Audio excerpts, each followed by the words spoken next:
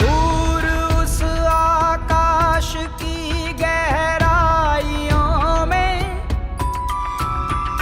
एक नदी से बह रहे हैं आदि योगी।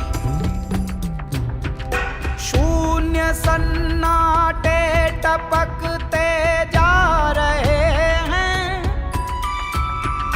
मौन से सब कह रहे हैं आदि योगी। योग के इस स्पर्श से अब योग में करना है तन मन। सांस शाश्वत सनन सननन, प्राण गुंजन धनन गणनन। उतरे मुझ में आदि योगी, योग धारा छलक छन छन। सांस शाश्वत सनन सननन। आपल्याला हे बंदी जरी सर्वसाधारण वरून वाटत असले तरी त्यांच्यामध्ये फार मोठ्या प्रमाणावर मानसिक तणाव असतो। कारागृहामध्ये राहिल्यामुळे वर्षानुवर्ष मोठा स्ट्रेस त्यांच्या मनावर आलेला असतो।